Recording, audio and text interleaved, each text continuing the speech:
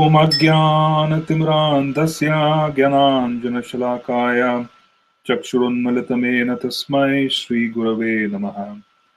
श्रीचैतन्यमनोभीष्टां स्थापितमेन भूतले स्वयं रूपकदा मह्यं ददाति स्वपदान्तिकम्। वन्देऽहं श्रीगुरुं श्रीयुतपदकमलं श्रीगुरुन् वैष्णवांश्च श्रीरूपं साग्रजातं सहगणरघुनाथान्वितं तं सजीवं साद्वैतं सावधूतं परिजनसहितं कृष्णचैतन्यदेवं राधाकृष्णपादान् सहगणललिता विशाखान्वितांश्च। हे कृष्णा करुणा सिन्धो दीनबन्धो जगत्पते गोपेश गोपिका कान्त राधाकान्त नमोऽस्तुते। तप्ता काञ्चन गौरङ्गी राधे वृन्दावनेश्वरी वृषभानुसुते देवी प्रणमामि हरिप्रिये। वाञ्छकल्पतरुभ्यश्च कृपा सिन्धुभ्येव च पतितानां पावनेभ्यो वैष्णवेभ्यो नमो नमः। श्रीकृष्ण चैतन्य प्रभो नित्यानंद श्री अद्वैत गदाधर श्रीवासादि गौर भक्तवृंद। हरे कृष्ण कृष्ण कृष्ण हरे हरे, हरे राम राम राम हरे हरे। हरे कृष्ण कृष्ण कृष्ण हरे हरे राम राम हरे हरे। हरे कृष्ण कृष्ण कृष्ण हरे राम राम हरे हरे। नमो नमो अनिरुद्धाय हृषिकेश इन्द्रियात्मने नमः परमहंसाय पूर्णाय निवृतात्मने स्वर्गपवर्गद्वाराय नित्यं शुचिसदे नमः। नमः हिरण्यवीर्याय चातुर्होत्राय तान्तवे। Hare Krishna. So we are continuing with our discussion of the first canto of Srimad Bhagavatam. In the previous session, we were speaking of chapter 15, and chapter 15 is entitled The Pandavas Retire Timely. And in this session, today's session, we will be concluding chapter 15, and we will be focusing on the thoughts of retirement, which is the whole theme in the chapter. The previous session, we focused on a slightly different aspect. In this session, we're going to focus very specifically on the stated theme, which is retirement. Now, why is retirement even being mentioned? Retirement, very significantly, is being mentioned in the Srimad Bhagavatam. Why should it even be a focus in the Srimad Bhagavatam? Srimad Bhagavatam is limited in terms of the number of verses, in one sense. It has a limited number of cantos, limited number of verses. And why would the great personalities who put together the sequence of the Srimad Bhagavatam, the conversation between Sutta Goswami and the sages in Naimisharanya, the conversation between Sukadev Goswami and Maharaj Parikshit, and the original conversation between Sri Narad Muni and Naranarayan Rishi. Why would these conversations be focused on the whole topic of retirement to the extent that they're devoting time to it? There's a significant reason for this. Number one, the idea is that when we are on the planet, there is a focus of being able to maintain this body. There's a focus on being able to maintain this body to the extent to which it is functioning smoothly, maintaining the environment to which it can function smoothly, maintaining everything else according to the necessity which is required for us to be able to function smoothly. That is a reality, and which has to be acknowledged, which has to be understood, which has to be worked upon. This reality is not lost upon the sages. They are fully aware of it because there is an instant focus throughout the Bhagavad Gita and in the Srimad Bhagavatam about executing duty as well. So we are not lost in terms of what ought to be done, in terms of what is manifest in this world, in terms of priorities. That is not lost. That focus is not lost whatsoever. It's being done wonderfully because everyone in the Srimad Bhagavatam, practically the personalities in every canto, there are kings who are being glorified as great devotees, kings who are exemplary in their duty, kings who were exemplary to the point where they excelled in the function of being a king, and that itself is praiseworthy.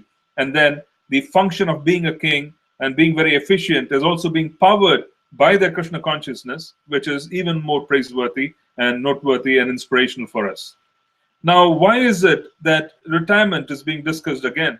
Retirement is being discussed with great focus because there is a need for us to understand the purpose of life. The purpose of life is not to maintain the environment. The purpose of life is not to maintain the body. It is not to maintain the situation that we have, be it financial or otherwise. It is not for us. That is not the purpose of life. So there is a need for using the word retire, because if you don't have a concept of why you exist, then retirement is impossible to achieve. There is a disconnect in terms of our functioning, because we get so absorbed in the activities that we are setting up ourselves in, to the point where it becomes a distraction. And that distraction itself does not fuel or bring us and inspire us to the point of retirement. What does happen is we progress, and the complication itself takes many, many years to unwind. And sometimes it doesn't unwind the way we plan to. Sometimes it results in some kind of disturbance at a time when we don't really want to be disturbed or have the capacity to be disturbed. So there is a need for us to understand that there is planning which is required for the external environment. There is planning which is required to maintain body and soul together. However, what is the center of all this planning? The center of all this planning is not just the efficiency which is required for maintaining the body and for maintaining a certain environment at home and so on and so forth. The function and the center of all of this is that I need to be able to retire. And if that function is not constantly meditated upon as a goal, then we would never be able to understand how to resolve the complexities that are going to come on the path of achieving that goal. It's a real issue.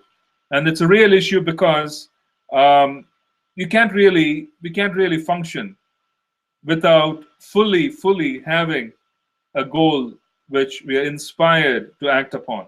We cannot.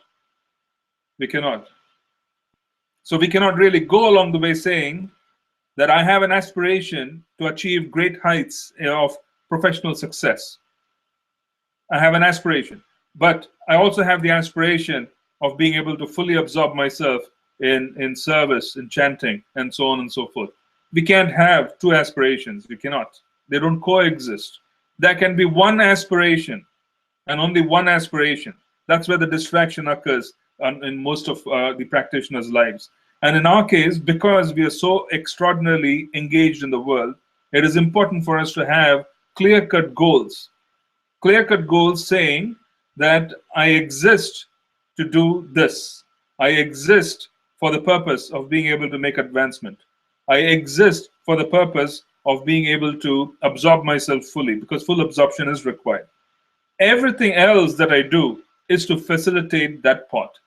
So if it is required that I make advancement in the corporate sector, I make professional advancement. If it is required that I make certain strides professionally or in terms of building wealth, then I should be able to reflect back on the original goal and say that it is required or not required.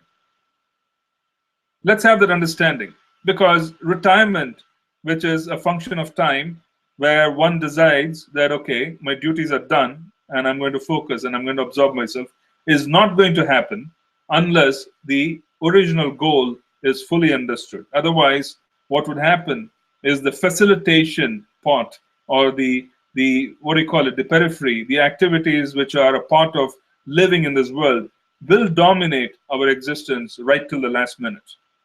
So there has to be a focus saying, okay, I don't exist to maintain this body. I don't exist to maintain this house, the environment, and so on and so forth.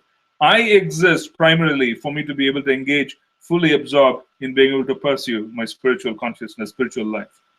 In that particular aim of being able to pursue a very, very steady spiritual goal, I do need resources. I do need facility. I do need a lack of disturbance. Let's put it that way.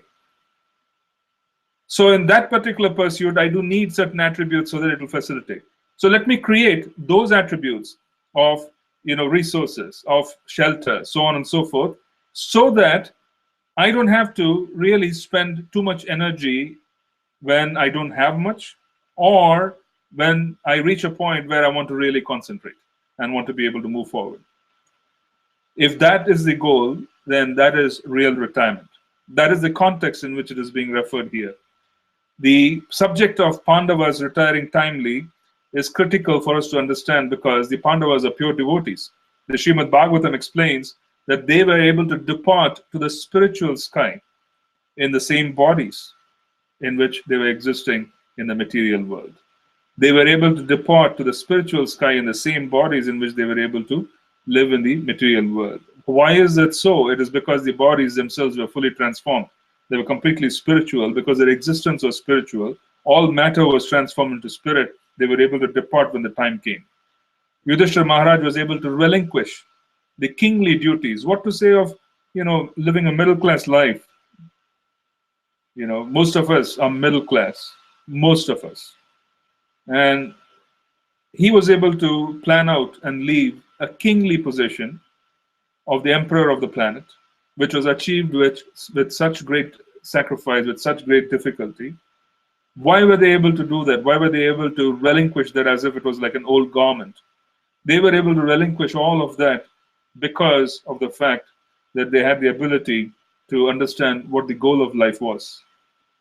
He was performing kingly duties because that was the desire of the Lord.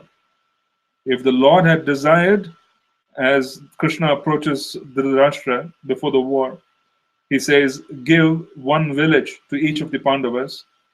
They are administrators, they are Kshatriyas by nature. They would be very happy just executing the duty and they would accept it. Give one village. If Krishna had indeed received 5 villages from Dhritarashtra and Duryodhana and the Kauravas, and the Pandavas would have accepted those 5 villages, they would have had absolutely no problem in being able to give up this whole concept of wanting to rule the planet, wanting to dominate others. They would have just given that up in a trifle because they were not interested in anything other than wanting to pursue their goals, which was to align themselves with the desire of the Lord. So if it was desire of the Lord, rule over villages, they would have accepted villages. If it was a desire of the Lord to fight on the battlefield, make tremendous sacrifices, and then manage an entire planet with all its complexities, they were able to do it. Now that is our position as well. We are not so interested in having certain trappings. We are not so interested in dedicating life to providing facilities for this body to exist. No, we are interested in dedicating life for making progress, and a part of it is to provide for this body. This is the number one failing of devotees who are sadhakas. The number one failing. And the reason I'm using this word failing is because they have their goals completely mixed up. They respond to the environment and we move forward responding to the environment.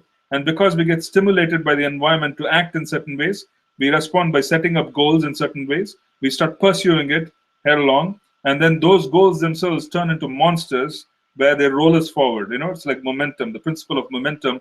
Once you have something moving, you can't stop it. It's like a ball rolling down a hill. You can't really stop it. It keeps going on. And then what happens is that, there has to be some kind of a big calamity which has to occur for people in this kind of a situation to wake up and say, oh my God, where was I? I should start all over again. You see? It's a dangerous philosophy to pursue like that. It's very dangerous. The reason it is dangerous is because why would after receiving all this knowledge, after coming in touch with the pure names, after coming in touch with the movement of Lord Chaitanya, why would any person have this insane goal of pursuing success in this world for the purpose of becoming successful? Does it even make sense? It does not. It does not. To me, it does not. If success were to come on its own accord when we perform our duties, perfectly fine, accept it. We are not against success. We are not against pursuits. We are not against any kind of goal setting in terms of achieving, wonders in the external environment. No, we are not against any of that.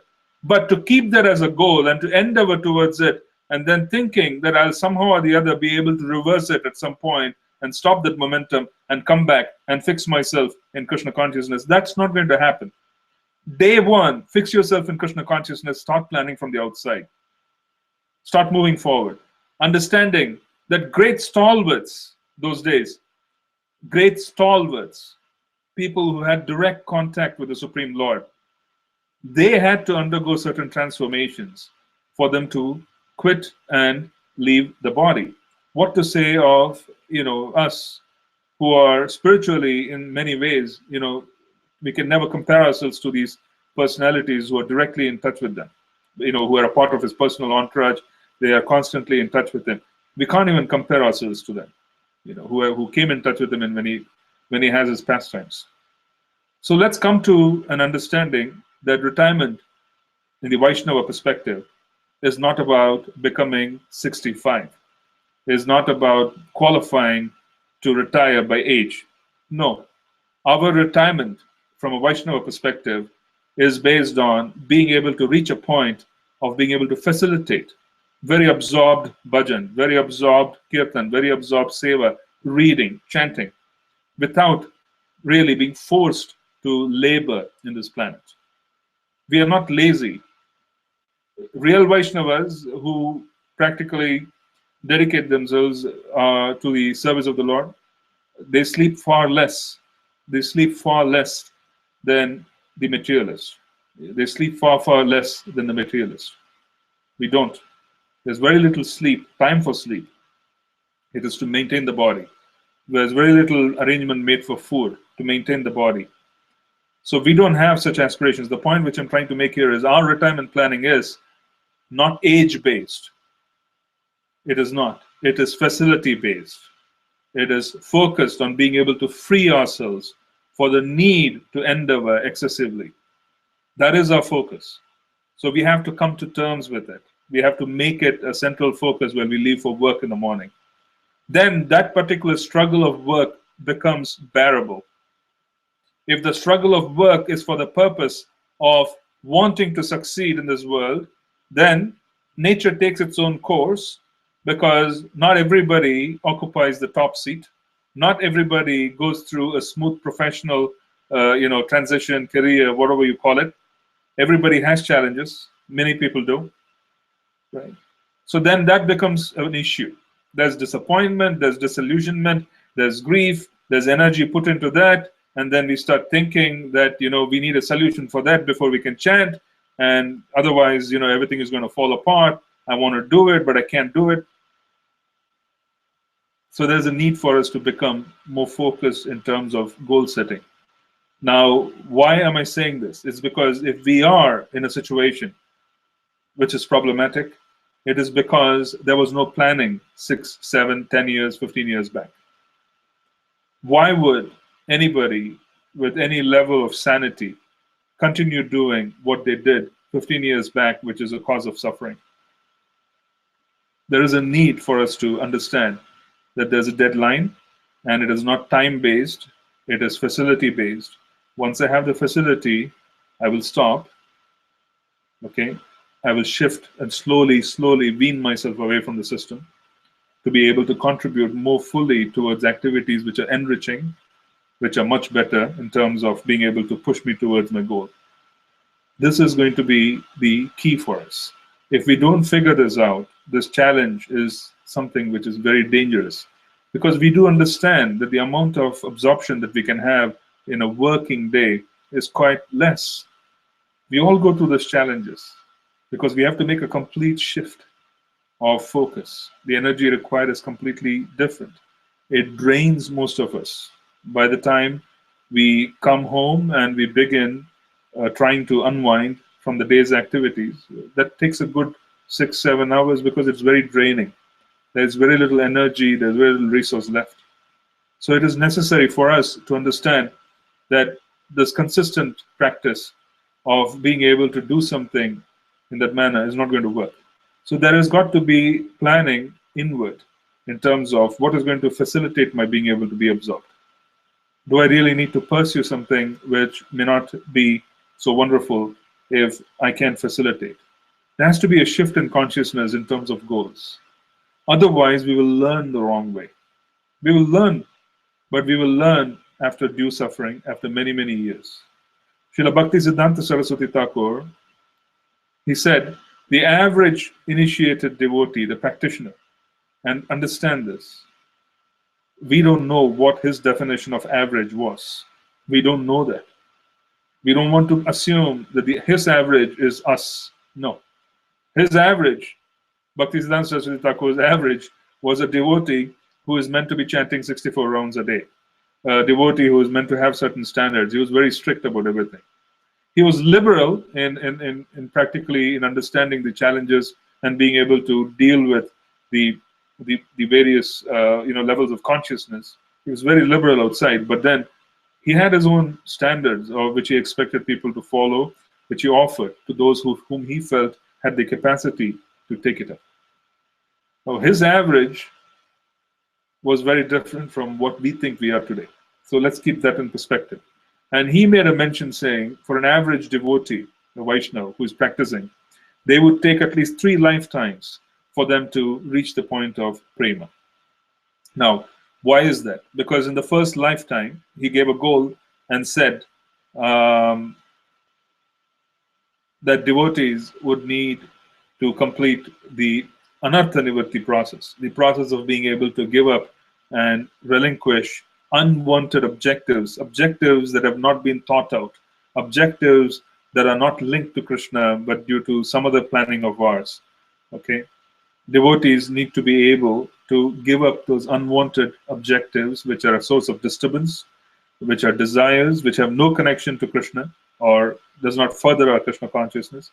That process of clearing, which is practically being able to reach the point of offenseless chanting of the holy names, can take an entire lifetime. An entire lifetime needs to be dedicated for reaching just the point of offenseless chanting. The next lifetime, one goes from the clearing stage to the point of developing emotions, okay, loving emotions. The third lifetime is when those loving emotions are condensed and then one is able to reach and completely attain prema. So now you have this gradation given by the Thakur, Bhaktisiddhanta Saraswati Thakur, that it takes 3 lifetimes. But what is the guarantee that one leaves this lifetime and because they have accumulated this vast amount of sukriti, they end up in Swarga, they engage in sense gratification, and God knows how much gets consumed by such sense gratification. And then you come back again to this planet, and then you do not know the circumstances, the environment of the planet, whether it's complex, whether it is not complex, whether it's favorable, unfavorable. And then you again start from that particular point which you left off. So he didn't say that this is going to happen in a series, that, oh, this lifetime, next lifetime, and the lifetime after that. He said 3 lifetimes. It would require 3 separate lifetimes. So why would anyone take a chance with this lifetime? Srila Prabhupada has given us whatever is required for going back in 1 lifetime, not 3 lifetimes. He has given us that. And we don't want to be average, whatever the definition of average may be. Average has never achieved anything in life. Average has not achieved anything in life. Mediocrity never, ever achieves anything in life. Mediocrity does not. It does not. Mediocrity from a material perspective is fine with us. Mediocrity from a spiritual perspective is unacceptable. When you have a lofty goal, put everything we have. Isn't that how we should act? Put everything we have when you have a very lofty goal and you go for it. Put all the energies that are required. So that is the specific purpose of this chapter, to practically enthuse us, saying that if there is retirement planning, and our retirement planning has nothing to do with money, our retirement planning has to do with completing duties, yes, and also ensuring that we have the facilities required for smooth function, or understanding what is required. It need not be that you have to function exactly at the same level. It can be a minimized function which is required so that there can be deeper absorption. There are many devotees, I'm not saying everybody, but many devotees who downgrade their living facilities. They downgrade the amount of income. They downgrade everything as they go on. And as a consequence, what happens is that it allows them to become more and more absorbed as time goes on. And then they operate at the, kind of that lower minimum so that they can engage more and more. And then finally, they absorb themselves fully. There are devotees who have a single room somewhere in the Dham. They arrange for living conditions which are very conducive, which are simple, clean, simple. It's more closer to the mode of goodness, and very little worrying, more absorption in chanting, more absorption in worship, more absorption Shastra and so on and so forth. So that's planning for us. There has to be gradation. We have to plan that way. Not so much that we create this extraordinary big picture of becoming successful in this world, and then Krishna consciousness has to somehow or the other figure out, and Krishna has to figure out, oh, how am I supposed to fit into this big picture which you have created? See, Krishna has to figure this out. Oh, you created this big picture. Let me figure out how I can sneak in and be a part of this big picture. And sometimes he doesn't. He says, oh, you have this big picture and it looks like I don't have any room there. So let me find my place when you have some room for me. And then the person thinks that it is okay for them to become completely absorbed. And they do that. So one has to be very careful in understanding that there has to be constant meditation on a daily basis on the goal. We might have complications. Everybody has complications. This does not mean that any one of our complications is being minimized. Everybody has complications in one area or the other. But it is a matter of constantly keeping an eye on the ball while you have complications. It's a matter of being able to do that. Isn't that what this is? Tapasya for us, tapaha, is one of the conditions of devotional service, one of the conditions of panchasamskara, of initiation, where tapaha is for us to be able to engage in tapasya, being able to tolerate the circumstances that we are in, and we'll have to understand that. So let's continue by reading these verses so that we can conclude chapter 15. We stopped in text 27, so we're continuing with 28. Om Namo Bhagavate Vasudevaya. Om Namo Bhagavate Vasudevaya. Om Namo Bhagavate Vasudevaya.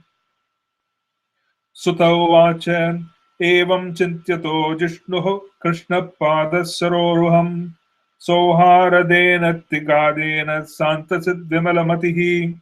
Sutta Goswami said, thus being deeply absorbed in thinking of the instructions of the Lord, which were imparted in the great intimacy of friendship, and in thinking of his lotus feet, Arjuna's mind became pacified and free from all material contamination. So, deep absorption in thinking on the instructions of the Lord, Bhagavad Gita, which were imparted in the intimacy of friendship. Thinking of his lotus feet, Arjuna's mind became very pacified. So, the intelligence being connected to Krishna pacifies the mind, and then one is able to move forward. Vasudevangri anudyana paribrahmitaram hasa bhaktya nirmatittasesha kashaya dishano arjuna. Arjuna's constant remembrance of the lotus feet of Lord Sri Krishna rapidly increased his devotion, and as a result, all the trash in his thoughts subsided. Geetam Bhagavata Jnanam Yattat Sangrama Murdani Kala Karma Tamo Ruddham Punar Adya Gamat Prabhu. Because of the Lord's pastimes and activities, and because of his absence, it appeared that Arjuna forgot the instructions left by the personality of Godhead. But factually, this was not the case, and again he became the lord of his senses. Vishoko Brahma Sampatya Sanchinna Dvaita Samshayah Lina Prakriti Nairgunyad Alingat Vad Asambhavaha. Because of his possessing spiritual assets, the doubts of duality were completely cut off. Thus, he was freed from the three modes of material nature and placed in transcendence. There was no longer any chance of his becoming entangled in birth and death, for he was freed from material form. Nisamya Bhagavan Margam Samstam Yadukulasya cha Swahapataya Matim Chakre Nirbrat Tatma Yudhishthiraha. Upon hearing of Lord Krishna's returning to his abode, and upon understanding the end of the Yadu dynasty's earthly manifestation, Maharaj Yudhishthira decided to go back home, back to Godhead.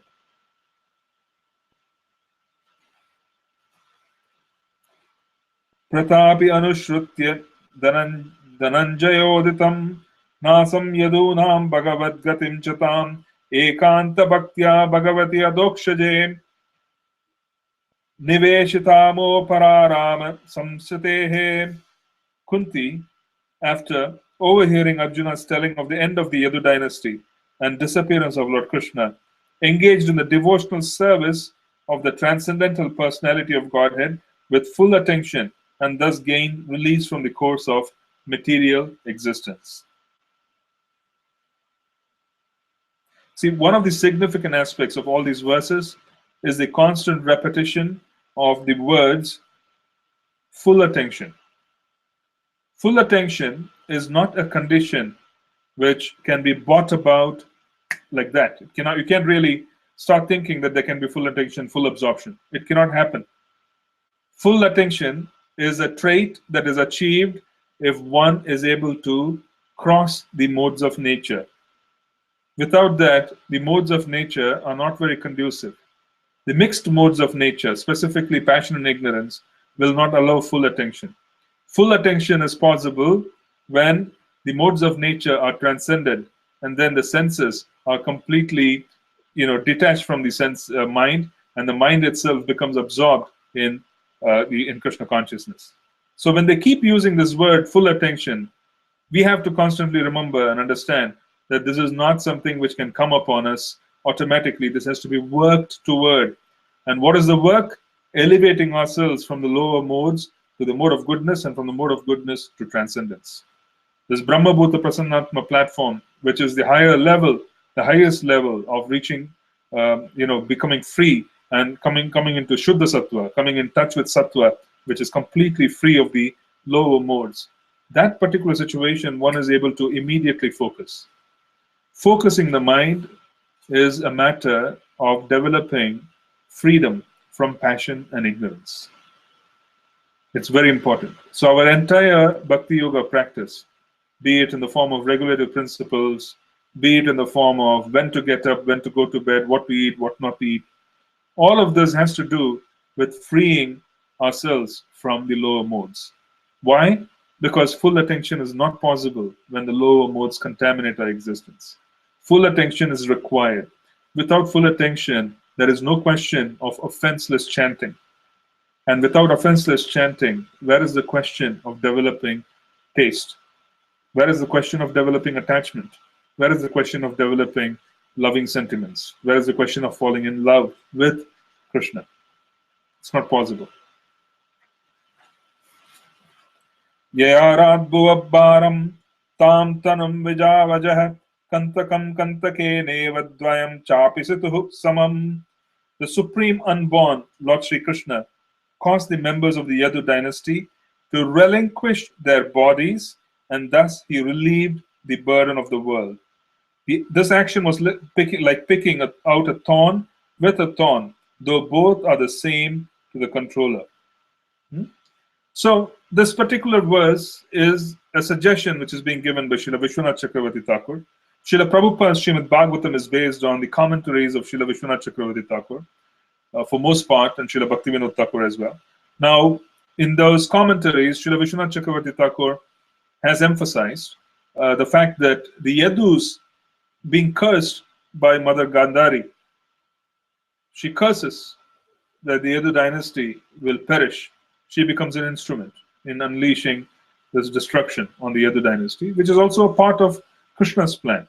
Now, that destruction, once it is caused, it is being quoted here that it was Krishna himself who desired that the Yadu dynasty perish, and then they perish in a certain way so that they wrap up their existence, and then they also depart with him. So in such a situation, Vishwanath Chakravarti Thakur, Srila Vishwanath Chakravarti Thakur, is practically giving a context saying, Srila Sutta Goswami is specifically saying this, that Lord Krishna caused the members of the Yadu dynasty to relinquish, because otherwise the members sages who had gathered in Naimisharanya, they were quite mentally agitated, disturbed, aggrieved to hear that Krishna's dynasty was perishing. So this is to console them that it was Krishna's cause, and it's a factually true point. Okay, now Krishna comes with his entourage and he leaves with his entourage. So there is no surprise. How people leave from the entourage is a matter of, how what is required and what is facilitated and different aspects of material nature. How they leave is based on that. But Krishna comes, he manifests his pastimes. The devotees who are a part of his entourage manifest their pastimes.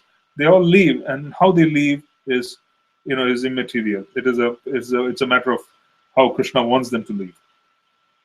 Yata matsyadi rupani datte jahyadita natah yatanartah bhubarahachapito ena jahautacha kalevaram. The Supreme Lord relinquished the body which he manifested to diminish the burden of the earth, just like a magician. He relinquishes one body to accept different ones, like the fish incarnation and others. So now an important point is being brought here in verse 35, where it is being mentioned very clearly that the forms of the Lord, be it the fish incarnation, which is Matsya Avatar, Sri Varahadev, Sri Narasimha Avatar, all these are transcendental forms who have eternal existence. So it is not that they are manifesting themselves materially and then disappearing like the material body that we inherit as jivas, where we come into this world, we inherit a material body, and then we have to relinquish this body, and then we have a spiritual body.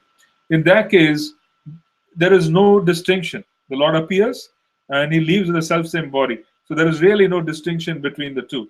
And the purpose is to diminish the burden of the earth. He comes, he has a very specific goal. He engages his devotees in wonderful activities. He also removes the burden which is being placed on the earth by unqualified souls, because drastic change cannot be brought forth without divine presence. You need divine presence to devastate and bring drastic change. And if there is a drastic change, then he arrives and he makes those drastic changes which are required so that the future becomes slowly, steadily palatable and conducive for spiritual progress. Yada mukundo bhagavan imam mahim jaho swatanva shvanvate shavaniya satkatah tada hareva pratibbuddha chetasham abhadrahetuh kalir anavartatah. When the personality of Godhead, Lord Sri Krishna, left this earthly planet in a self-same form, from that very day Kali, who had already partially appeared, became fully manifest to create inauspicious conditions for those who are endowed with a poor fund of knowledge. Yudhishtiras tat parishparanam buddha purecha rashtre cha grihe tatmani vaibhavyalobhata jihma himsanadya dharmachakram gamanaya paryadat. Maharaj Yudhishthira was intelligent enough to understand the influence of the age of Kali, characterized by increasing avarice, falsehood, cheating, and violence throughout the capital, state, home, and among individuals. So he wisely prepared himself to leave home and he dressed accordingly. So Maharaj Yudhishthira is now preparing to leave. He has done his part, he has played his role. He recognizes that Krishna has departed and Krishna has wrapped up his pastimes at that particular time on this planet. So he decides that his role is also diminished.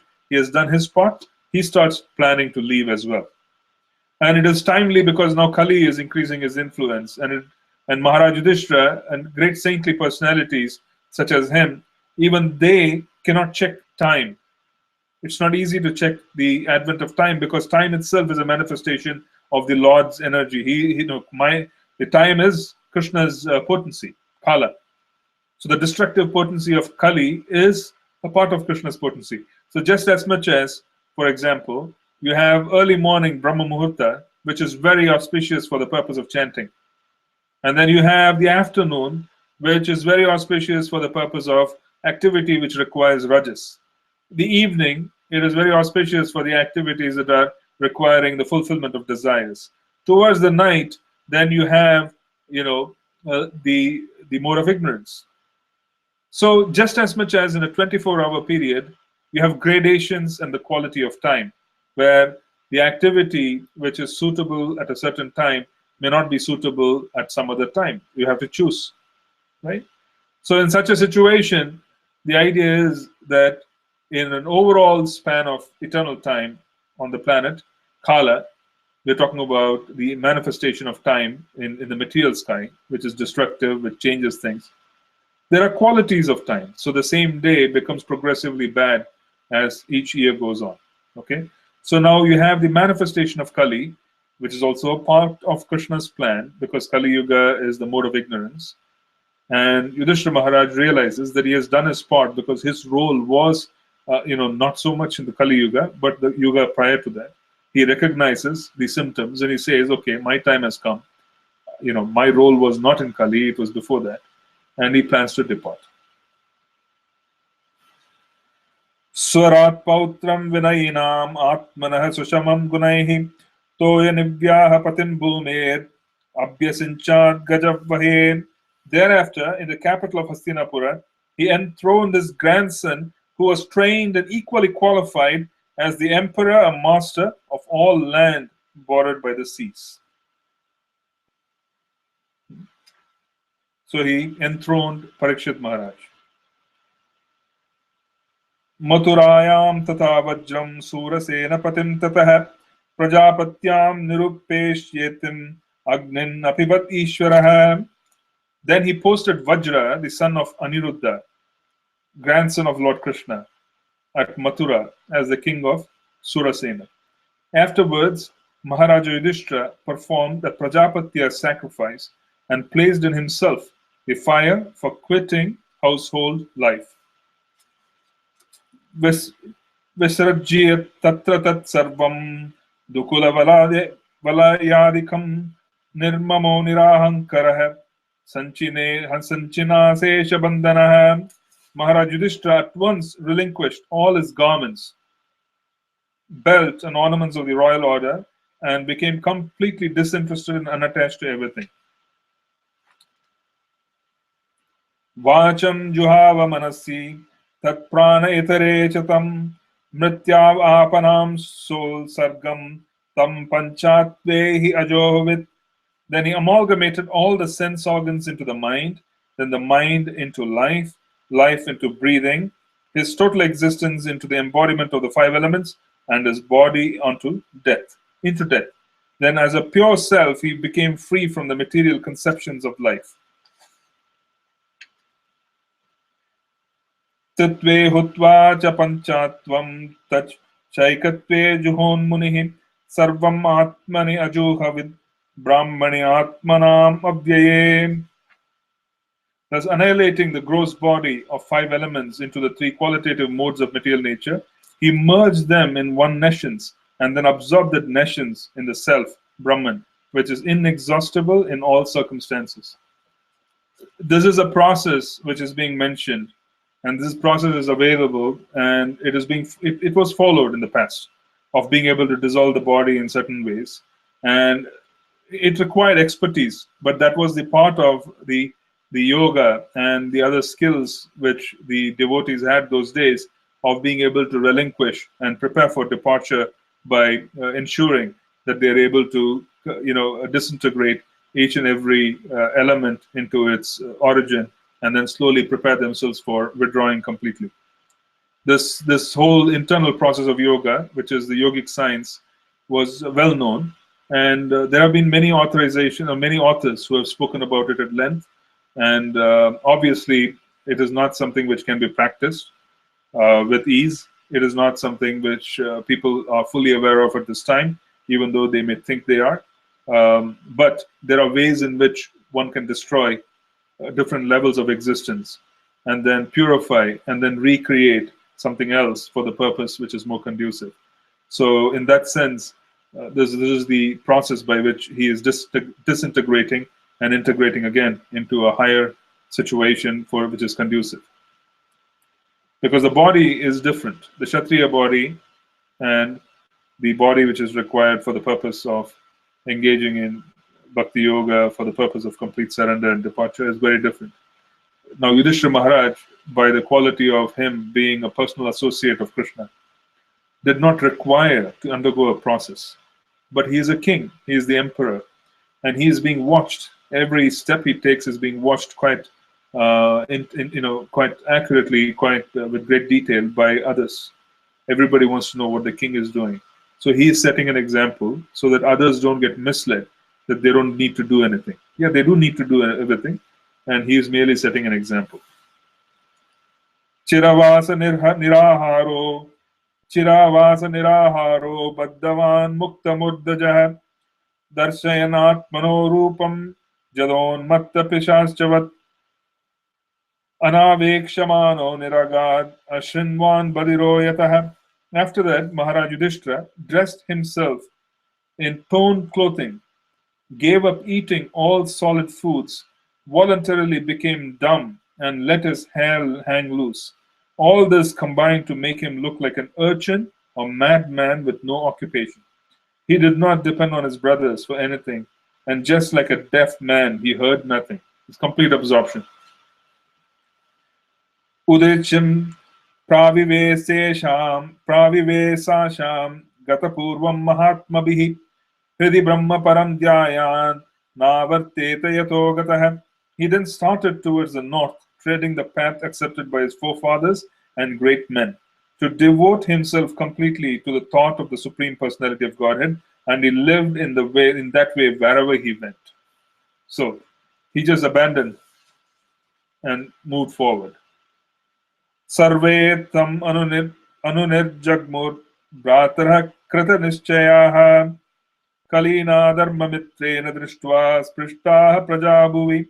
The younger brothers of Maharaj Yudhishthira observed that the age of Kali had already arrived throughout the world, and that the citizens of the kingdom were already affected by irreligious practice. Therefore, they decided to follow in the footsteps of their elder brother. Te sadhukrata sarvartagyatvat yantikam atmanah manasadarayam asur vaikunta charanambujam. They all had performed all the principles of religion, and as a result, rightly decided that the lotus feet of the Lord Sri Krishna are the supreme goal of all. Therefore, they meditated upon his feet without interruption. Again, you're hearing that. Therefore, they meditated upon his feet without interruption. Tadhyano drikkataya bhaktya vishuddha dishanaha pure tasmin narayana pade ekanta matayo gatim avapur duravapamte ashadvir vishayatmabhi viduta kalmashastanam virajena atmanaivahi. Thus, by pure consciousness, due to constant devotional remembrance, they attain the spiritual sky which is ruled over by the Supreme Narayana, Lord Sri Krishna. This is attained only by those who meditate upon the one Supreme Lord without deviation. This abode of Lord Sri Krishna, known as Goloka Vrindavan, cannot be attained by persons who are absorbed in the material conception of life. But the Pandavas, being completely washed of all material contamination, attained that abode in their very same body.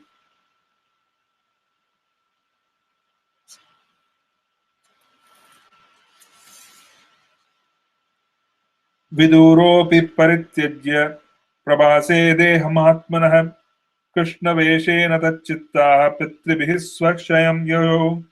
Vidura, while on pilgrimage, left his body at Prabhasha. Because he was absorbed in the thought of Krishna, he was received by the denizens of the Pitruloka planet, where he returned to his original post. He came on deputation because he was Yamaraj, and he returned back to Pitruloka. Draupadi chattadagyaya patinam anapekshatam Vasudeve Bhagavatihi Ekantamatit Apatam. Draupadi also saw that her husbands, without caring for her, were leaving home. She knew well about Lord Vasudeva, Krishna, the personality of Godhead. Both she and Subhadra became absorbed in thoughts of Krishna and attained the same results as their husbands. यह श्रद्धाये तात भगवत प्रियानाम पांडोः सुतानाम इति संप्रायणम शृणोति अलम स्वस्त्यायानम पवित्रम लब्ध्वा हरौ भक्तिम उपैति सिद्धिम. The subject of the departure of the sons of Pandu for the ultimate goal of life back to Godhead is fully auspicious and is perfectly pure. Therefore, anyone who hears this narration with devotional faith certainly gains the devotional service of the Lord, the highest perfection of life. That's an amazing gift, a blessing which is being given, that one who is able to absorb themselves in this discussion of both Shravanam and Kirtanam attains the lotus feet of the Lord, achieves the blessings of the Lord. So we'll stop right here. So we were discussing the concept of Krishna conscious retirement.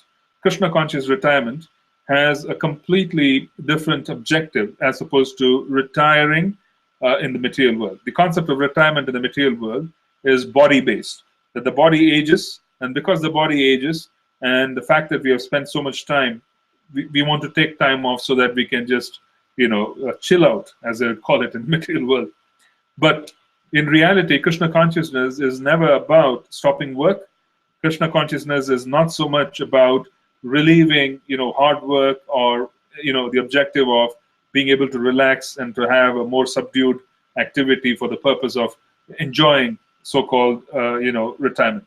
That is not the purpose of Krishna conscious retirement. Krishna conscious retirement policy is all about being able to keep the central goal of becoming fully absorbed in Krishna consciousness, and we start planning with that in mind. If it were to happen at the age of 40, phenomenal. If it were to happen at the age of 50, still very good.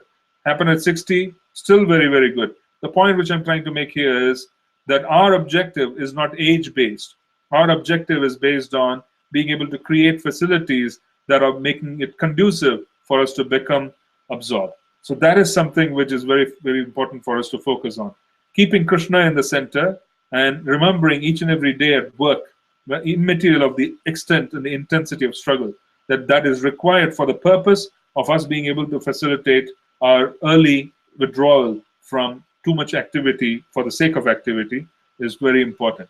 Because it's very easy to get stimulated by the environment we are in and start pursuing goals of that environment, completely forgetting why we have even undertaken whatever we have undertaken. So it's important for us to remind ourselves each morning while we chant that I'm going out today, I'm engaging in certain kind of activity. That activity is ultimately going to resist in my being able to withdraw from the same quicker. And we start planning what is required. We start acting on the plan, and then we also make arrangements for being able to engage in service with greater absorption, greater involvement, and so on. So it's very critical for us to have that perspective.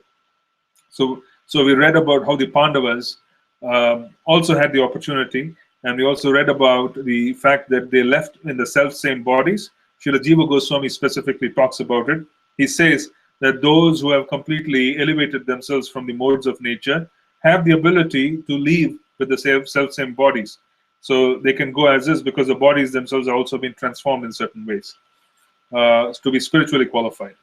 They are a part of the entourage. And so that is the summary of this particular chapter. We'll see what questions we have, and we can conclude after that. If we are still not able to chant all the 16 rounds with full concentration, does this mean that this is the first lifetime in devotional practice? Second question is, does serious endeavoring for devotional practice in this lifetime guarantee next birth in a Vaishnava family? Let me answer one question at a time. If we are still not able to chant all the 16 rounds with full concentration, our effort is one part, and I do admit that an increased level of effort, at the very least, to be able to match what Srila Prabhupada wanted, is a must. We should not compromise on what Srila Prabhupada wanted us to do. He gave us certain rules, certain regulations. He made adjustments. He made concessions and asked us to follow those concessions so that he will compensate with his potency to make up for what we cannot do on our own. So at the very least, full concentration, we need to follow at least what Srila Prabhupada gave us, at the very least. Now, what is going to be obtained by following what Srila Prabhupada gave us is up to him. Is he going to allow us to proceed in this 3 lifetime pattern? Is he going to give us everything? It depends. So in our business is to become completely absorbed to the point where we are able to understand the mercy and the potency of the spiritual name, of the holy name, and we are able to also assist others in chanting the holy names. So for us, there is a part of engaging in Prabhupada's mission, and two, being able to further our own sadhana. It's a two-part mission. So we have to do both. So I would say the answer is yes. We have to at the very least, be able to do what Srila Prabhupada wanted us to do, and we have to be able to improve upon it. More the better. It's like studying for an exam which has extraordinarily critical implications in life. How much is enough if that exam were to be upon us? How much is enough? Can we even say that, a study guide says that a certain amount is enough, the other study guide says a certain amount is enough? Should we go with that? The answer is no. We would want to maximize to the best of our capacity, and then we want to be able to also understand that this is not dependent on what we do, but it is dependent on the mercy of the parampara. So we have to have that understanding, that confidence, the trust, but do our very best. Now, your second question is, does serious endeavoring for devotional practice in this lifetime guarantee a next birth in a Vaishnava family? There are no guarantees. And I'm saying this not because it won't happen. It is simply because serious endeavoring assures the fact that we will continue on the path of devotional service either in the next lifetime or subsequent to that. We do not know. So we can't really make a statement that we will be born in a Vaishnava family if we have serious endeavor. Serious endeavor gives us all the qualifications necessary, sets the condition, because we desire to continue that sadhana. Serious endeavor creates an environment and consciousness within our heart of sincerely desiring a future which is conducive. That desire is what is going to allow us to be born under circumstances which are going to allow us to move forward. Okay?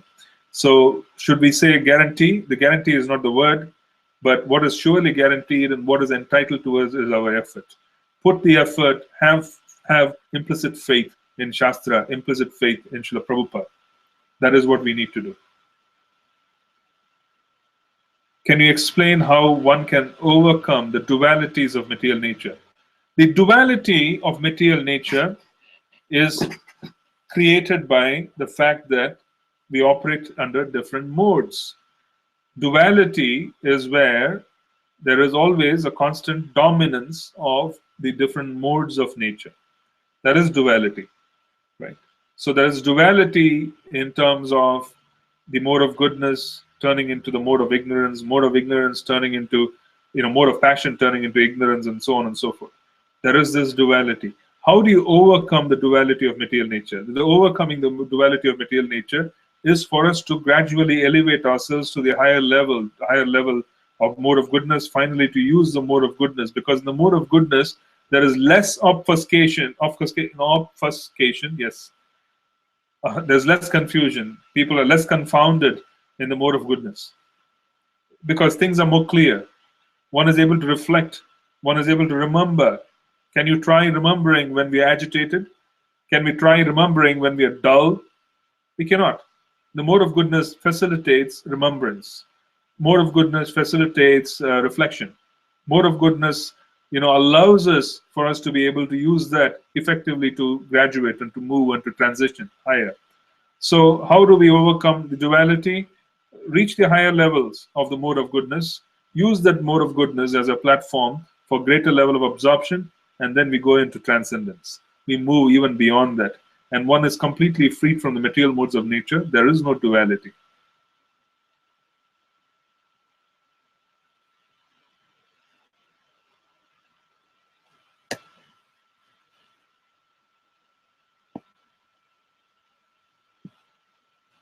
Okay?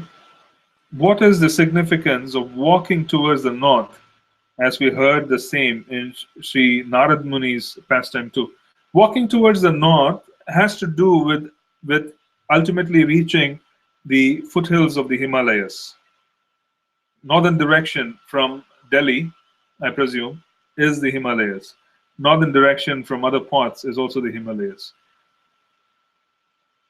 where you have the more auspicious circumstances or surroundings. Okay, one moment. I'm just going to ensure that I take out all the questions that I've answered so that I understand.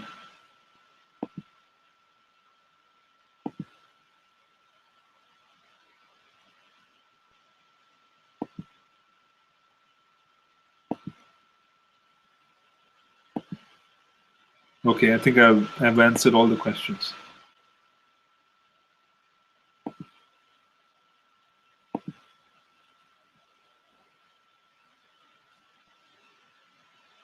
I'm going to wait for one more minute to see if there are more questions, and then we can close the session.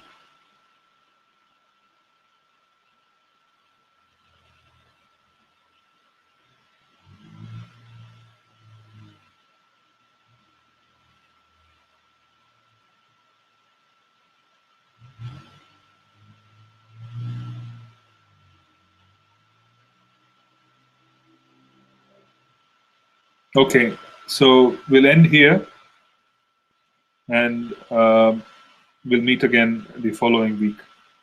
Hare Krishna. Srila Prabhupada ki jai.